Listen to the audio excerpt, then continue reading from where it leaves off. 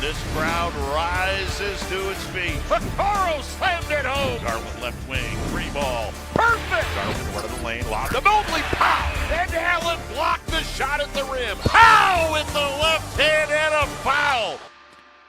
Welcome to the Chase Down Podcast, part of the Cavs media family. I'm your host, Justin Rowan. The Chase Down is presented by Fubo, the official streaming partner of the Cavs.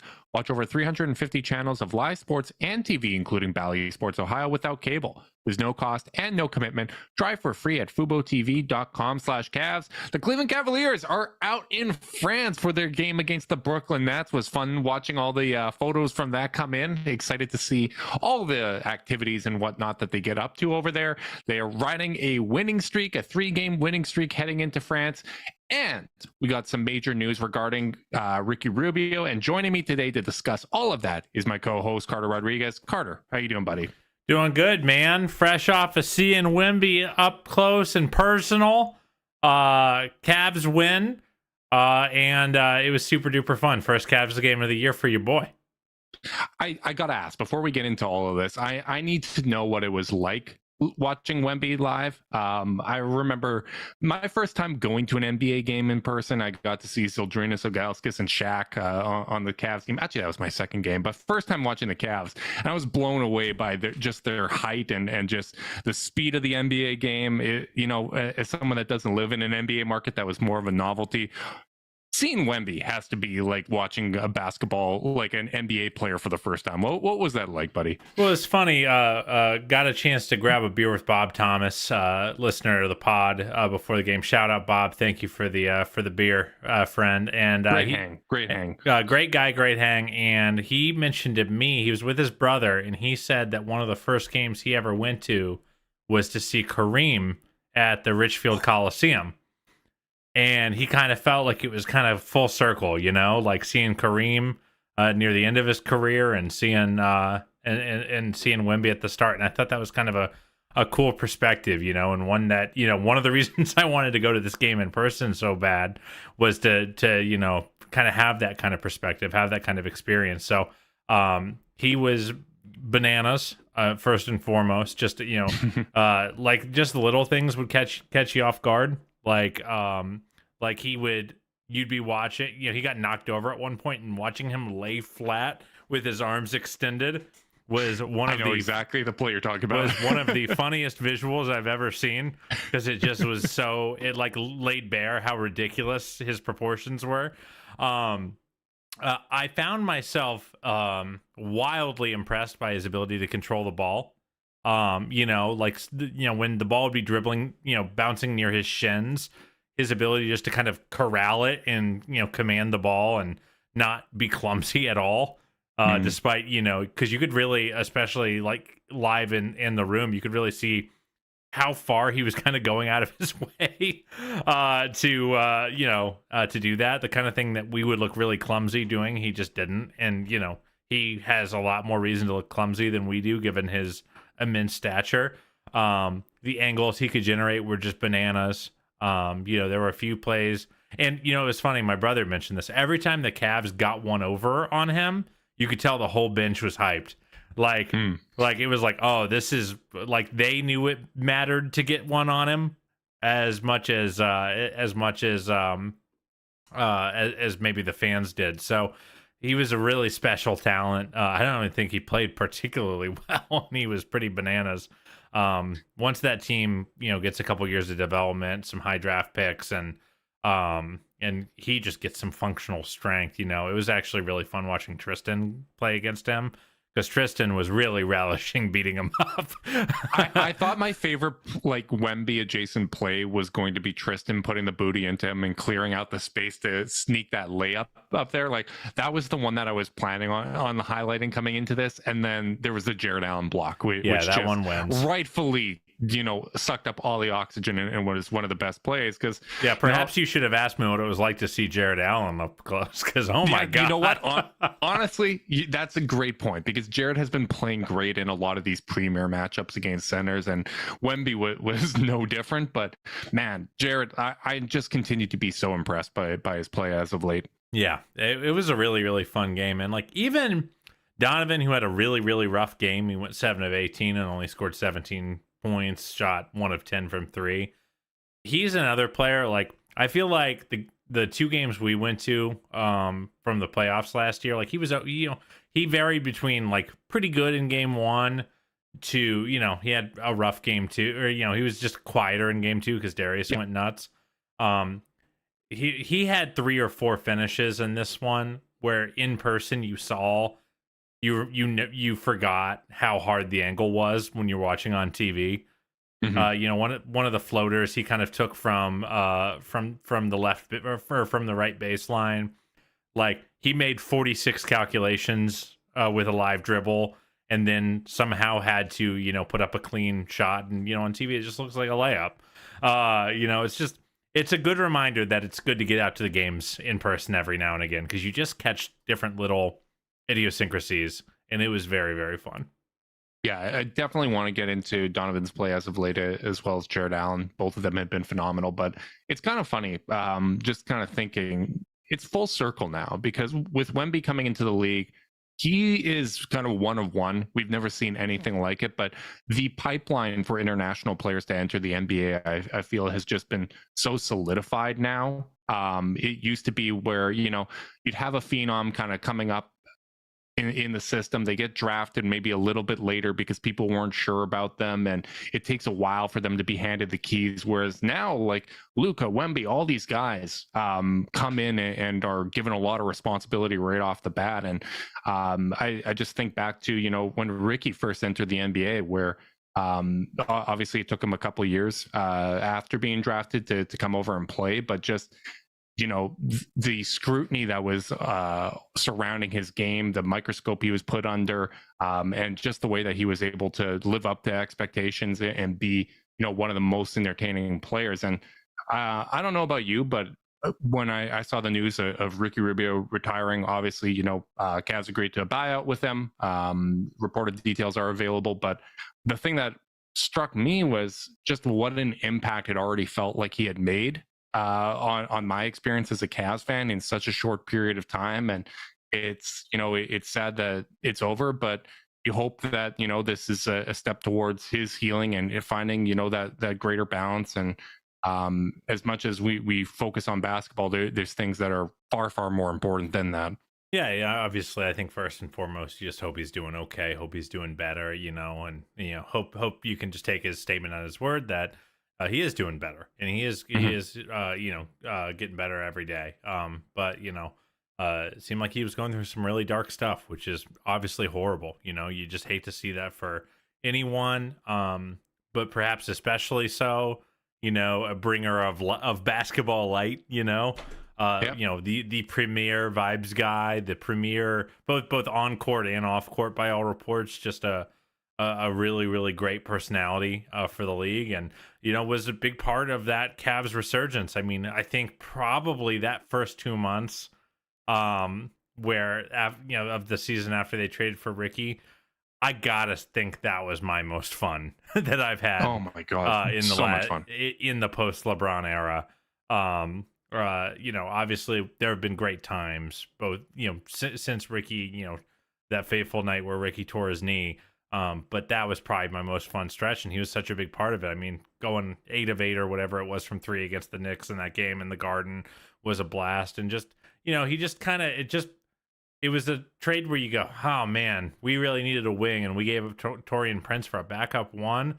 And you just remember, like, basketball is such a different sport. It is not just a 2K attribute spreadsheet. It is so much more. And I think Ricky has always kind of exemplified that ever since, even ever since that gold medal game against the U.S., where I feel like we all really watched him for the first time up until now. So awesome player, a really, really fun Cavalier. Obviously, I'm sad that his tenure here and tenure in the NBA ended the way it did, but ultimately doesn't wash away any of the good and the fun over the years.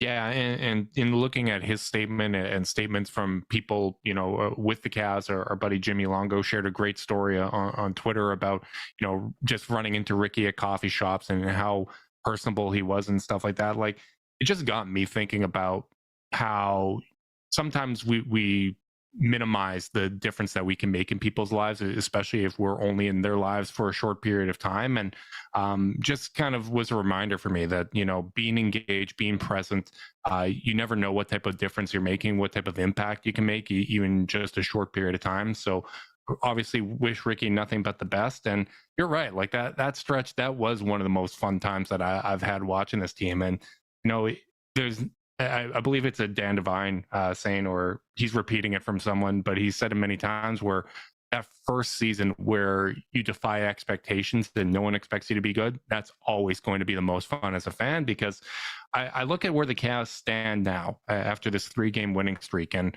they have a record of 21-15 after 36 games. Last year, after 36 games, it was 22-14. They have won one fewer game. And when you look at just how the way they're discussed in the media, how, fan expectations, the pressure, when we talk to people, other Cavs fans and whatnot, it's a totally different vibe, even though the record is so similar to last year. And unlike last year, we have had much, much worse luck from a health perspective. And it just goes to show, the way that expectations can shift our perspective, and also just the way that we look back on history. We tend to, remember just either the good times or the bad times. We don't remember all the ups and downs that flow throughout an NBA season. Yeah, absolutely. And Ricky was part of the fun part in the end. It was like, and I do think, like, you can always question. You never know with basketball if something was really a precipitator or something else, or if the team was just talented. Like, I think there would be probably maybe some skeptics that would say, Ricky just joined a team that was already ready to take that jump. But like, and maybe that's right, but that doesn't really align with my basketball belief system. I think sometimes you do need that inciting factor, that Channing Frye trade at the deadline, that having a veteran that'll just empower very talented players. That just changes the vibes of who you are and what you do. I do believe in kind of human interpersonal impact. So kudos to Ricky, all the respect in the world, and just hope he is well in the end. Yeah, totally agree. Obviously, there's going to be ripple effects from this after the buyout. Frees up some flexibility for the Cavs. I saw Chris Fito reported that they evaluated the trade options. Obviously, this is a front office that tends to do a lot of due diligence and looks at options. But given what the agreement they were able to come to, they felt that this was the best path forward. Whether that be to sign a veteran in the future or convert Craig Porter Jr., who we both remain thrilled by. So it'll be interesting to see what the ripple. See that, but obviously things have to get figured out. Oh yeah, absolutely. And while we're waiting for those ripple effects, the Cavs continue to navigate this stretch incredibly well, going on a 3-game winning streak. We had talked after the first Wizards game about, hey, they're probably going to come out with a sharper focus. They might make the Cavs work for that one. It's tough to beat the same team twice. While Washington made a couple runs throughout that game, that was once again a very thorough beatdown.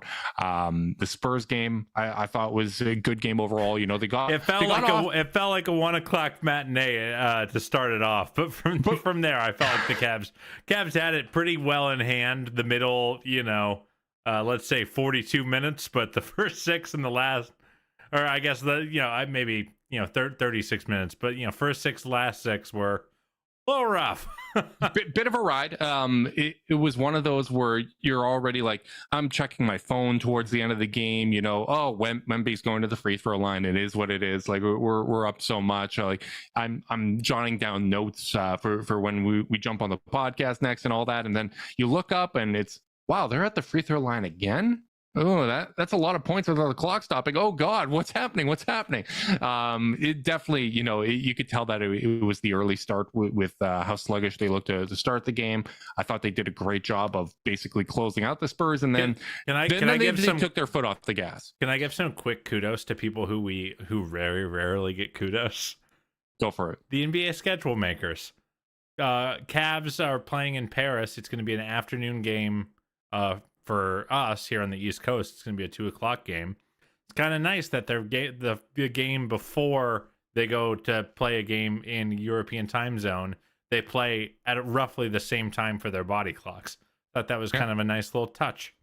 I don't know if it was on purpose, but I'm going to say it was. Yeah, who knows? And when they get back, the first 2 games I believe are at home as well, so it kind of gives you that opportunity to unwind. So I think they definitely did right by the Cavs for this stretch. It'll be interesting to see how they do against Brooklyn. Brooklyn lost their last matchup in overtime against the Portland Trail Blazers. They've been dealing with some injuries that continue. That's another team kind of like Washington in some ways, where it's like, man, all these guys are really good, support players, role guys. Like every team would want to have these guys, but just without that catalyst to make things work, it's been a bit of a rough season for them. Yeah, absolutely. I mean, I think that's just a group that needs some help. Keldon Johnson I really like, but it's just, I feel bad for Keldon just watching that game, because he was, I think, their best or second best player last year, and the fit does not feel very good with Wembanyama. Like that on court chemistry hasn't really been there yet. But Vassell, man, I feel like we were right to like that guy pre-draft. Yeah, big fan of Devin Vassell. It turns out the pre-draft video of him tweaking his shot mechanics, or whatever you want to call that, didn't end up Justin, are you saying we shouldn't be making sweeping draft determinations based off of 27-second videos on Twitter? Well, Carter, I pivoted from that to making sweeping decisions about what I feel about all these prospects based on whatever YouTube videos I'm watching. But now we don't even have Adam that we can, like, no Spinella anymore, because he's with the Sixers. I don't know what we're going to do for draft season. That's going to be tough. But yeah, maybe put a little bit too much stock on that. I thought overall the Cavs have been doing a good job lately closing games out. Last season, that was one of their strengths. When you look at clutch time at home, they were top 5 in the NBA. As we know, the road numbers were dramatically different, but they've done a good job over the last year and a bit closing those games out at home. I thought, they thought it was over a little sooner than it was and took their foot off the gas. But considering they were leaving for Paris later that day, I think that's a classic kind of noon look ahead game for the Cavs in that one. Yeah, absolutely. So, I still thought it was a fun game.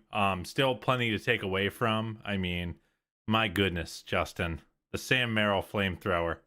Oh, it might be the greatest I've ever seen. It is something special. He just continues to play great basketball. And I think something that really shouldn't go unnoticed is, one, how much every Cavs role player has a blast screening for him. It's like they're just all running around the floor looking for Sam to go run a DHO with him or to go set a pin down for him. And then 2, they got a lot of buckets in this. Like, he did not score. I don't know if he scored at all in the second half, or if he did, it wasn't much. But they got at least 8 to 10 points off of the Spurs freaking out about someone setting a screen for Merrill, or at one point, Donovan fakes a DHO in semi-transition to him and just waltzes to the hoop for a layup because both defenders went to try to help on Merrill. Like, how many free buckets does Donovan Mitchell get a game ordinarily? Even playing with really good players. Like, it's just rare, Like, teams are keyed up to stop him, and rightfully so. So, any free buckets, it reminds me of the Korver run when you could run a split cut and just get, 4, 6, 8 points a game off of teams just panicking and messing up. That goes a long, long, long way. When you look at the difference in net rating between like a pretty good team and a great team, it's normally 2 or 3 points per 100 possessions. So 4 free points, that's a lot. And he's just been really, really fun, man.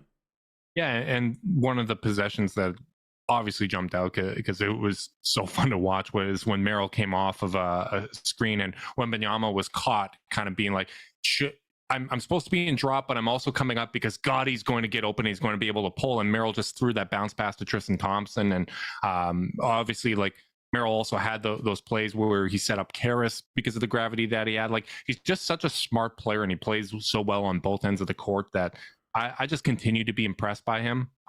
When Caris is playing as well as he is, like, I really do like that as a backcourt pairing where Caris is basically taking on those primary ball handling responsibilities, and Merrill gives you that secondary creation. He gives you the gravity, obviously moving off ball, and I just continue to be impressed by how seamless his fit is. Like, he can, we saw in spurts where he hadn't played for a while and he would come in and hit a couple shots in a 5-6 minute stretch. But with a expanded role, you're not seeing a drop off in effectiveness. You're actually seeing, better chemistry overall, I would say. Yeah, I thought Caris was unbelievable in this game. I mean, obviously 23 points on 13 shots with only 3 free throw attempts. Yeah, you had a great scoring game, but I just thought his craft was really, really good. He continues. I'm telling you, Justin, the rest from that tendonitis must have done wonders, because he has not looked this vertically explosive his entire time with the Cavaliers. I mean, he's had, 3 straight games with like near poster dunks. Yeah. He's really violently attacking the rim. That was what my brother and I noticed live, was like, he is really, some really physical, kind of gritty rim attacks. Super, super duper fun to watch. And I've been really, really impressed with him these last couple games. And, they need him. They need him in a way that is hard to explain right now. Yeah, and in the 6 games since he came back from knee tendonitis, the 3-point shot has come back too. He's shooting 43% from 3 on over 6 attempts per game. That includes him going 0 of 6 against the Bucks. So he's really been shooting well outside of those games. Obviously hit 2 buzzer beaters against Milwaukee, and it's nice to see, that you manage these injuries, whether it's knee tendonitis, whether it's the hamstring injuries that the Cavs have gone through. Jarrett Allen with the bone bruise in his foot. I don't know if he's still on the minute restriction. Some of these wins in this stretch where he's been playing so great. Ain't got to worry about any minutes restriction the last 3 games, buddy. He gets to sit down and rest. I actually kind of liked the fact that Tristan was thrown out there against Wemby for quite a few minutes, just to kind of weather some of that beating and whatnot, and allow Allen to attack those non-Wemby minutes as well. Obviously, he played great against Wemby, but I'm just so impressed by the way that he and Donovan have stepped up in these 11 games since Garland's gone down. Jarrett Allen over that stretch, Carter, it's ridiculous. 19.4 points per game, 13.2 rebounds, 4 assists, and 2 steals. And obviously being as efficient as always, because did you know that Jarrett Allen is the Cavs all-time leader in field goal percentage? No, but I buy it. And it's by like 10%. It's ridiculous. Wow. That's no surprise to me. Like, I feel like, frankly, I'm surprised he's not averaging 20 plus. That actually feels low to me, and I really think a big byproduct that are some of these big wins they've had. Like only playing, he could have put up a lot more against Washington in that 39-point win. And by the way, not really getting to the line like a tremendous amount. These are earned buckets for the most part.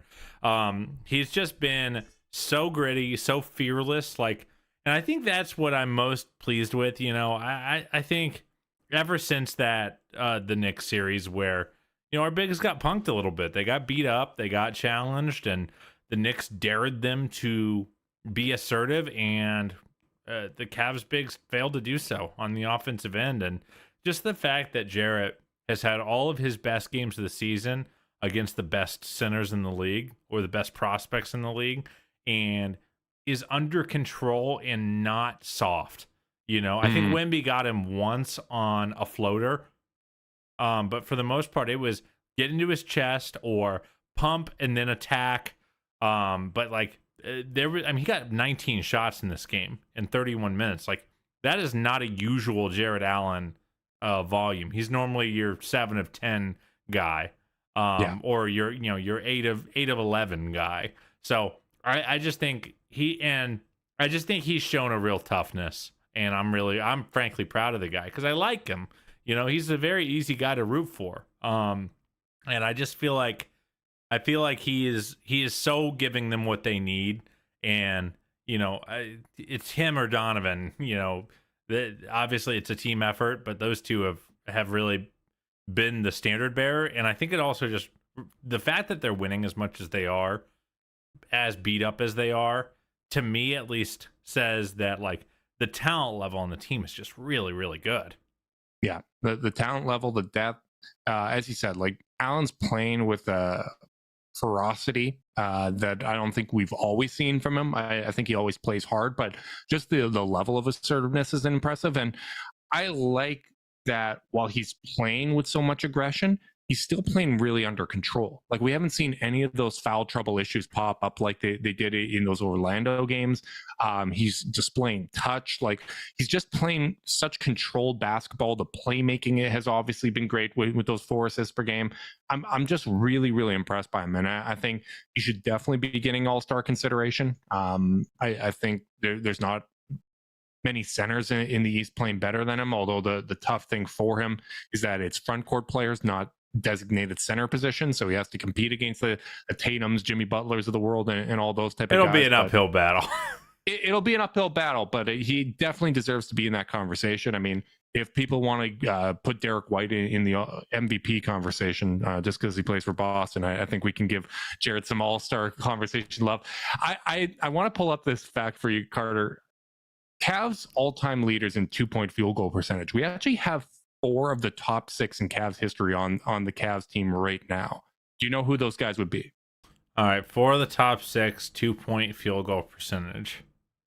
Jarrett's obviously one. Jarrett. Evan. Evan's number 3. No way Donovan is. Donovan's 4th. Wow, that's nuts. And Tristan?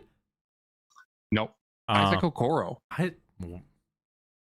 Okoro that makes sense actually, because he doesn't take shots he can't make. Yeah. Okoro, and he finishes well at the rim. Yeah, she shoots 55.2% from 2-point range. Jarrett's number 1, Larry Nance Jr. number 2. Mark West is number 5 with Mobley and Donnie at 3 and 4. So a lot of efficient finishers. Obviously the Cavs shot quality that they generate, their points off of cuts. Actually, there's a great stat Chris Fedor dropped on his latest episode of his podcast, where points off of cuts per game, Klay Thompson is number 1 in the NBA, but Sam Merrill is number 2 and Max Strus is number 3 in the league. That's nuts. That's a great stat. That's insane. That is a fantastic stat, but it's a healthy offense right now. Yes. And like I don't know, there's a billion things to look at, but I just think they're playing much more together. I think that even when they're not shooting well, they can still they're generating really clean looks right now. I don't know how that holds up against a playoff environment. I guess we're not really going to know till we know. But I do think I think there's so much to be taken away from the diversity of the offense right now, the diversity of the ways they're trying to have to figure out how to win, depending on the personnel that's in or out of the lineup on any given game. Something I was doing a little dive on, Justin, was I was just thinking about, like, okay, how impressive is it that the Cavs are currently tied for the 4 seed in the Eastern Conference right now? Because right now, it is quite the glut in the middle of the Eastern Conference. Boston is 28-7. They're miles ahead of everyone else. Milwaukee's a little bit further behind at 25-11. Philly is 2.5 games ahead of the Cavs at 23-12. Then Orlando, Cleveland, New York, Indy, and Miami are all between 21-15 and 20-15. So I was just thinking, like, okay, so the Cavs have obviously been beat up. We've talked about it a billion times. How beat up are they relative to, especially at the top end, relative to their peers? So I just went ahead and looked at the NBA lineup data just to see how many games each team's top 3 had appeared in. Okay. So the Celtics, their top 3, and I'm being a little, I had to make some calls here on who the top 3 are. But the Celts, Tatum, Brown, and Porzingis have played in 24 games. The Bucks' big 3 of Giannis, Dame, and Middleton have played together in 28 games. Embiid, Maxey, and Harris, 27 games. Suggs, Banchero, Wagner, 30 games. The Pacers I went with Halliburton, Miles Turner, and Bruce Brown. But Mathurin for Brown is the same, which is 25. The Knicks, before they made their trade I went with RJ Barrett, Brunson, and Randall, was 26. Cavs have had 12 with their big three of Mobley, Garland, and Donovan. The only team that has been less lucky than us yet again are those pesky, relentless Miami Heat, who have had Hero, Butler, and Adebayo together for only 8 games this year. So I'll tell you what, if something, as much as we make fun of Heat culture, there was a part of in adding a guy like Max Strus that you kind of wanted to replicate some of that. We're just going to figure it out. We're not reliant. We're not going to be a team that just can't win if its best players are not available. Well, I guess in this way, we've already figured it out, buddy, because we've got one peer at the top of the Eastern Conference right now, and it's Miami, who are just as much having to figure out ways to win without their best players consistently available. Man, you're completely right. Like the togetherness that the Cavs have had, considering the lack of continuity, it's really, really impressive. Like, they have been there for one another. I was watching that game against the Spurs with my dad, and he was sitting there. He's like, the Cavs really do seem to have a fun time playing with each other. Like, they're not. He's like, they're not like jumping around, mean mugging, or doing anything. Like, they're just genuinely enjoying each other's presence and laughing and just enjoying making the extra pass. He's like, it's really kind of cool to see that and have that kind of togetherness as a unit. And know who really appreciates togetherness, Carter? Zoom. Bringing the people together. Support for this podcast and the following message comes from Zoom. 500,000 businesses connect using Zoom, a single platform for phone, chat, workspaces, events, apps, and video. Zoom enables real-time collaboration for teams around the globe. Zoom, how the world connects. I do really want to give a shout out, though, because I've been so impressed over this stretch of how well Donovan Mitchell has been playing. And not just the results, because we know that he can go out there, he can put up points, he can put up assists, he can do everything. He can stuff a box score. I just think that this is a stretch where it would be really easy for Donovan to say, all right, our second and third leading scorers are out. I'm going to take over. Let's, we'll muck up the game defensively. We'll get it. We'll make it ugly, and I'll go out there and I'll be the offense. And I really don't feel like he's been doing that. I feel like we have seen consistently over this stretch that he has been playing good team basketball. I think it started before Darius went down, but since Darius went down, he has been acting so much better as a primary initiator of the offense. I feel like he has been giving the ball up, and whether he's getting it back later in the shot clock with a better look, he's just allowing the offense to flow. And I'm just so impressed. He's averaging over these 11 games. Obviously, he missed some of them, but 26.3 points per game, 7.4 assists per game, and 14 potential assists per game. So as context, last year, Garland averaged 12.9. Garland in his lone ball handling year averaged 16, so he's kind of splitting the difference there over the stretch. And I just think he's been playing such great team basketball. And as much as we want to credit the coaches for how they've navigated this stretch, how they managed to have so much continuity despite the injuries, none of that matters, no matter how good you are schematically, if your best players aren't bought in and if they're not leading by example. And I feel like Donovan is leading with not only his production, but the buy-in and the style of game that he's been playing. Yeah, I mean, I just think he's playing connected basketball. So many plays where I just sensing him feeling the moment of the game and not doing what the comic book character basketball player would do, but just reading the room. Like in that first half, when Merrill was going nuts against the Spurs, you could see Donovan in semi-transition being like, where is he? Where is he? Where is he? Where is he? I got to feed him again. Like that kind of stuff is just so exciting and fun. And like, I just think it makes him such a more dangerous player. I think even though he had a pretty rough game as a scorer against the Spurs, the 9 assists were, the offense engine was still running. And even in that first quarter, they go down like 12 at one point, and I'm like, yeah, but they're getting clean looks every possession.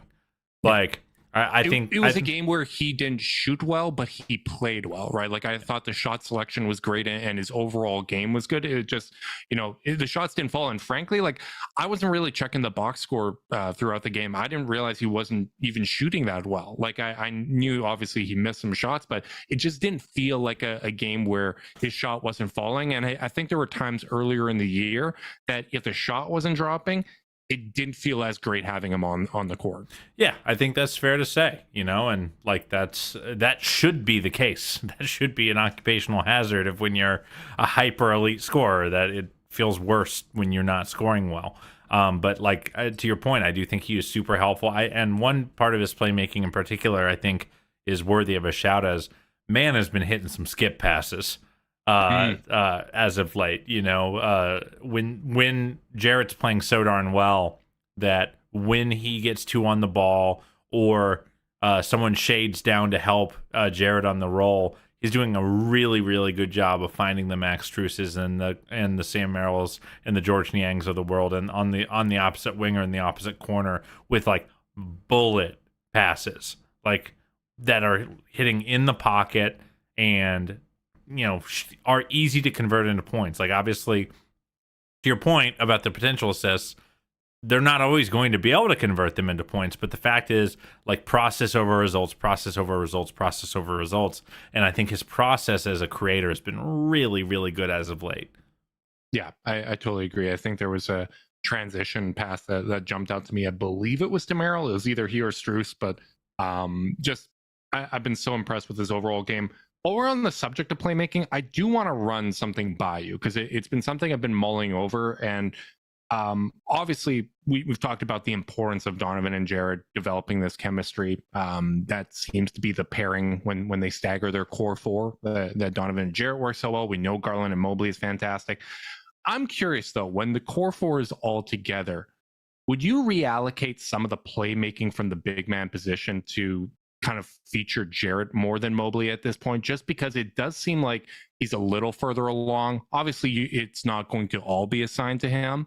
And when Mobley's out there as the lone big, he's still going to be doing a lot of that playmaking. I think it's been one of his areas of growth this season. But just given how much success we've had with Jarrett, even if it's just to test things out while Mobley's kind of regaining his footing, would you reallocate that at all? I don't know if I'd reallocate, but what I would do is be a lot choosier about the matchups.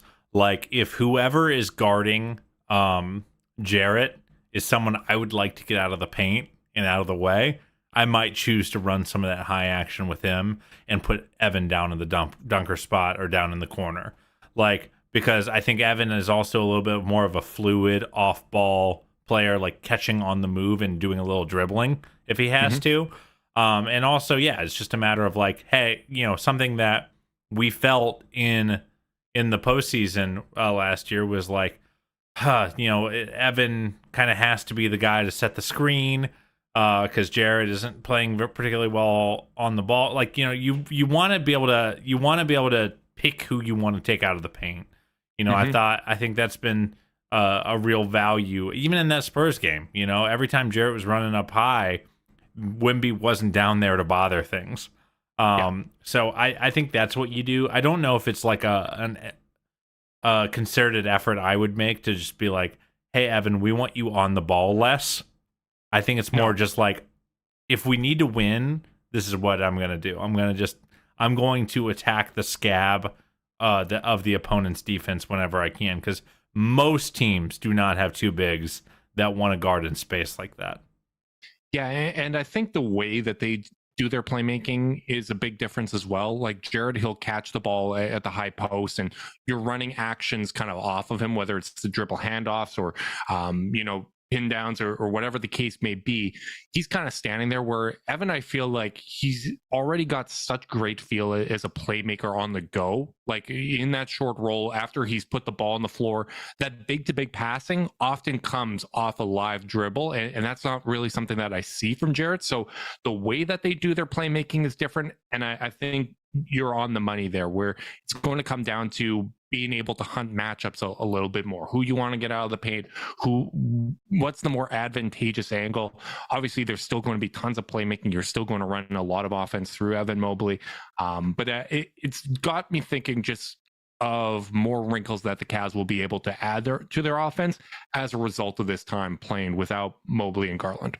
Absolutely. And again, I just really, really, really, really want to make sure that, and I really hope that the staff makes sure that they're giving Jarrett these high post opportunities when he is the lone big, even after Evan's return. You don't have to just go to spamming pick and rolls because you have a spread out floor. Like, you are generating and yielding really, really good results this way. And I just, I don't want to lick that gift horse in the mouth. Yeah, especially if you're talking about, second unit minutes where Mitchell's playing with like Merrill or something like that, where you don't have a natural playmaker out there. You can exploit the gravity that Merrill has, just how well he's been playing, generate good looks for Donovan, generate good looks for Allen. And we sat down and we talked to Mike Gerrity just last week, dropped the podcast this morning. If you want to listen to the audio only version, we do have that available, but he had nothing but praise about Sam Merrill, about Emoni Bates, about Greg Porter Jr. and the development. But I really thought that those his comments about Merrill and just his dedication, it makes sense. Like, when you see him out there, he's just such an evolved player. So we'll be throwing to the Mike Gerrity interview now. Big thanks to everyone that tuned in live on YouTube. And if you're listening on podcast, we will cut it off here, but you can check out the full audio version of the Mike Gerrity interview in the Chase Down feed. All right, guys, today we have a very special guest joining us. Cleveland Charge head coach Mike Gerrity is making his second appearance on the podcast, which means he is now officially a friend of the podcast, whether he likes it or not. Coach, thank you so much for joining us today. How are you doing? Officially a friend of the pod. How about it, Coach? That's big time. I've been waiting for that. I'm sure you have. It only took me a few years. I'm sure it's the biggest honor of your career. We want to be respectful of your time. So I've got a million questions here about the Charge and how the Cavs have used the G League to develop players. But I think when people think of the Charge this season, the first name that comes to mind is Emoni Bates. There is so much excitement over what he's done. Fourth in showcase scoring in terms of points per game. You've had some time with him now since the draft, through winning a championship in summer league and now time around the team. What has stood out to you, whether it be something that's surprising or something that really stands out about your time with Emoni so far? I think the one thing that has stood out to me most is just like his thirst to be in the gym and his thirst to get better. I think that is one of the most exciting things about Emoni, being that he's only 19 years old still, yet he wants to grow and he wants to learn and he wants to be in this league for a long time. And so he's really gravitated to the coaching. And from the moment he stepped foot in this building, he's really given us 100% effort and focus. And we've been very, very pleased with that. Obviously, his game speaks for himself. But when you're young and you're coming into this league, you really have to have that growth mindset and understand that there is a learning curve and there is a lot that you still have to learn when you're a rookie. And so the fact that he's embraced that and been willing to be coached and grow has been awesome so far for us. I think, when you're reviewing a guy like Emoni's college tape, he was a guy who dribbled the ball a lot. He was the lead on ball creator for both of his college teams. That was kind of his rep through high school. And, in the reps that most Cavs fans have gotten to see, he's really been an elite catch and shoot guy and a movement shooter. Was that kind of like a thing where you sat down with him at the beginning of the season and said, hey, we know you've got all these skills, but we want to help you focus your game? Like, what's the approach with a player like that? Yeah, I think with Emoni, he's obviously an incredible scorer, shot creator in a number of different ways. And so the conversations that I've had with Coach JB is, allowing him to just be himself, right? And be an efficient scorer, and not to take away his shot creation ability, but, really focusing in on just making him an efficient offensive player. And I think you see that with all the players at this next level is just their efficiency, their shot selection, and making sure that we're getting great ones versus good ones. And so he's continuing to grow. Obviously, when he's with the Charge, there's a little bit more responsibility and weight as far as the defenses that are thrown at him, the plays that are getting run for him at this current moment. So, he's finding that balance of, making and taking shots, but also choosing and selecting the right ones. And another thing we've been very impressed with is his unselfishness and his ability to make plays for his teammates. And he's improving game to game in that area as well with the attention he's drawn in the G League. Is there a balancing act for you as a coach, developing these guys in the G League, understanding that their role when playing in the G League is going to be a little bit different than in the NBA, where some guys may have strengths that help you win games at that level, but may not necessarily be their role when they make it to the NBA? Do you have to kind of balance those, go-to reps that help you produce at that level with some of those developmental reps as well? Yeah, I think there definitely is the balance to that. And I think, whether it be for Emoni or Isaiah, for instance, of our two ways. Obviously, we haven't seen Craig Porter Jr. He's been doing an incredible job with the Cavs so far. But those two guys that have been with me up until this point, there is that balance, because at the end of the day, they're competitors and they want to win games, and they're extremely talented and they can go do it in a number of different ways. Some of those ways might not be exactly how they're utilized with the Cavs ball club, but we want to make sure that throughout the game and a majority of the games that they are able to settle into those roles and find those spots and those shots. And, we're talking a lot about offense, but defense is the biggest piece, especially for young players trying to find the floor. Can they be up to speed on our defensive system? Can they contain the basketball and get the ball where it's supposed to go to? And are they able to impact the game on that defensive end of the floor to allow them to be able to be who they are on the offensive side? Yeah, that makes perfect sense, and it is a balance of excelling at the stuff they're already good at now and the stuff they need to be great at to get to the next level. And a player who has gotten to demonstrate what he's great at the next level is a guy like Sam Merrill. And he spent last year mostly in the G League with the Cavs, and went pretty nuts. And he's a really interesting guy because he's not a rookie. He was around the league for a long time, kind of at the end of rotations, maybe not getting the chances to show the breadth of his game. Can you speak a little bit to how the G League kind of helped Sam leapfrog into what's looking like a potential rotation spot moving forward, just getting that opportunity to actually get to show what he can do?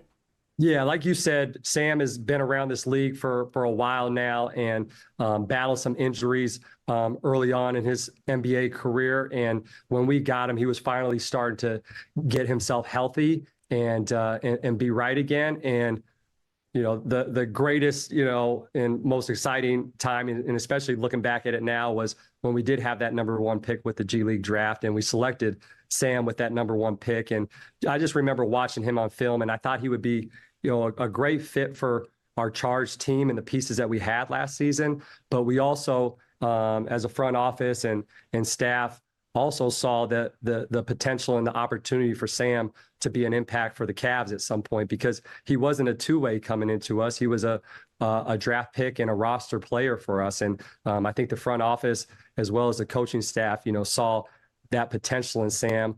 And obviously we acquired Max and George, and there's a whole lot of shooting out there now, but he really was a piece that we thought could fit. And I can't speak highly enough of Sam as far as just a person and character. And it's just no surprise to me that he's having the success, as crazy as that may sound, for him, being in the G League last season and, having the impact that he is having with the Cavs. But I was able to watch that guy every single day, day in and day out, put in the work, show up to practice, never take a rep off, was always paying attention to every single little detail. I can say in my whole entire season, whether it be practice or whether it be game, I never saw that guy take one play off.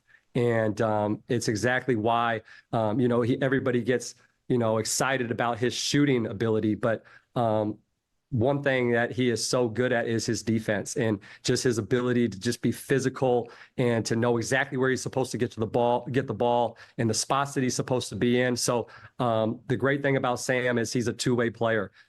He can make threes at a ridiculous clip, but also he is on the defensive end, somebody that you can trust every single possession down the floor. Yeah, I've been really impressed by his screen navigation and just the way that he competes on that end, his positioning. Like, you can just tell he's someone that thinks the game at a very high level. When you get a guy like Emoni Bates or Sam Merrill that clearly has that NBA level skill, like that elite skill, like shooting, is the biggest hurdle for getting their games to translate to the next level just that understanding of how to round out their game, of where they need to be? Or what would you say for people that are looking for indicators for a guy like Emoni, that he's ready to take that next step, or signs for growth throughout this season with the Charge? What's kind of that thing that you work on the most or emphasize the most about rounding out their game to get that elite skill to translate to the NBA level?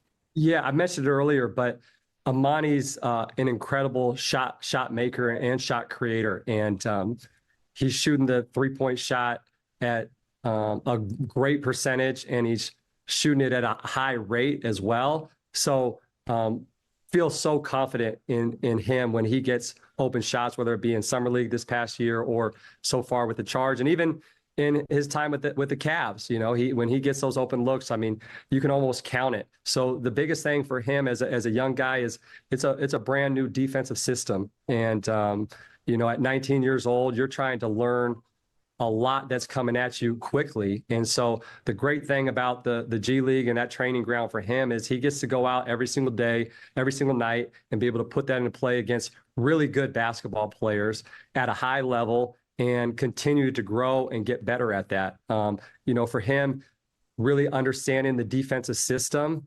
and being in his spots on the floor. The Cavs have a great defensive system, and they have great rim protectors and Jarrett Allen and Evan Mobley. And so him really just understanding his spots that he needs to be on the floor and being able to be great at those is really going to give him a great chance when he gets back up with the Cavs. I was actually going to pivot to Craig Porter Jr. because obviously you had some time around him in Summer League. Has it surprised you at all just how quickly he's adapted to the NBA game? So Craig, he just really wowed me in Summer League, and having the chance to just be around him during training camp and then all the way through, training camp with the Cavs this year. Obviously, the success he's having and playing 40 minutes and almost having a triple-double one game is I'd be lying if I just said, I knew he was going to be playing 40 minutes and get a triple-double. But there is no doubt that when he came into that building and I had a chance to be around him during that summer, that I saw an NBA point guard. Obviously, he was a two-way, but I knew down the line that he was going to be somebody that could impact this Cavaliers organization at a high level. And so, you just see his size, his body, his athleticism, all the tools that he has. But, credit to our front office for, seeing the potential in Craig and selecting him as a two-way. And then, our coaching staff continuing to work with him and develop him this year throughout the season with the Cavs and having him be able to make the impact that he has. It's been really cool to see because if you get to know Craig, he's a great person with an awesome personality and just wants to impact winning for the team. So really neat to see the success he's having. Yeah, I mean, and I think we'd be remiss. I know we're running low on time, but we have to ask you about that Summer League experience because Summer League is not famous for being a bastion of great basketball. Like it's a great showcase for a lot of guys, but the basketball is not always clean. And then the Summer League Cavs that you coached were playing this wonderfully together game where no one seemed to have any ego and no one needed to lead the team in scoring. Everyone's just playing together and really playing to win. Like, what was that experience coaching that team like? Because it felt very unusual from an outside perspective compared to most Summer League teams. Yeah, it was a lot. It was a lot of fun, and credit to our front office for putting together a summer league roster that they did, and they put a ton of talent around us, and they made our job very easy and fun. But JB always talks about it, and you guys hear it. He talks about being the most competitive team, the most selfless team every time we step on the floor. And that was our message to the Cavs Summer League roster, is that's what we wanted to do. And anytime you have opportunities to play meaningful basketball games and you're able to have those type of, players, whether it be, Craig and Emoni and Sam and Luke Travers, like the list goes on. But the fun thing and the cool thing about that group is they really just embraced their roles and who they were supposed to be for the team. And you could totally see it in just the way that they played together and their connectivity, but they shared the game on the offensive end and they played together and for each other on the defensive end. And it was really just a fun experience, and super thankful that we all got to be a part of that. It was super fun to watch. Like Carter said, it was amazing to see just the continuity. Guys like Sharif stepping up in the way that they did. It was great to see, because I started tuning in a little bit more watching the Charge in the playoffs last year, and I've been watching a ton of them this year. So we really do appreciate your time. It's been a lot of fun following the team. Maybe we'll do another check-in with the Charge later on in the season. But all the best. And a three-timer really club. Well, let's not get ahead of ourselves. I'm a friend of the podcast, so I'll see you guys next week. Yeah, of course. Hell yeah. You're now part of the gang. We really appreciate it. Awesome. Thanks for having me, guys. Thank you, Coach. All right. A big thanks to Coach for coming on the podcast. Big thanks to our listeners as well. Remember, if you want to support us, like and subscribe on YouTube. Click the notification bell so you know when we're going live. If you're listening via podcast and you want to support us, leave us a rating, leave a review, subscribe, unsubscribe, resubscribe, and help cook those books. If you want to be part of Chasedown's exclusive Discord chat, send a screenshot of the review to chasedownpod@gmail.com. However you choose to support us, we really do appreciate it. Make sure you guys are staying safe out there. Until next time, go Cavs.